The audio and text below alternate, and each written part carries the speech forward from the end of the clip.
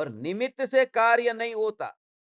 तो क्रोध है वो मेरे पुरुषार्थ की कमजोरी से हुआ है, ये बताने के लिए ये कहा है कि क्रोध आत्मा का है, आत्मा में होता है, आत्मा के पुरुषार्थ की कमजोरी से होता है। मगर वो पुरुषार्थ की कमजोरी से जो क्रोध होता है वह ज्ञान के प्रदेशों पर नहीं है। ज्ञान के प्रदेशों पर हो तो ज्ञान उस क्रोध को जानने रूप परिणमित ही नहीं होगा, क्रोधमयी हो जाएगा, ज्ञान जड़ हो जाएगा।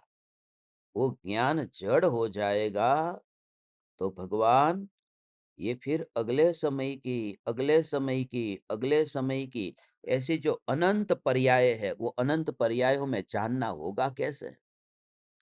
वहां पर इसलिए नरक गति में, सातवें नरक में कितने दुख भोगे, वहां से भटकता हुआ यह आत्मा यहाँ आया। तो वहां पर नरक के नारकी के शरीर के टुकड़े टुकड़े हो गए, मगर मेरी ये ध्रुव चैतन्य सत्ता के टुकड़े नहीं हुए। जैसे ध्रुव चैतन्य सत्ता के टुकड़े नहीं हुए। ज्ञानी है वो क्रोध के विकल्प के ऊपर बैठा नहीं है, वो क्रोध के विकल्प के ऊपर बैठा नहीं है।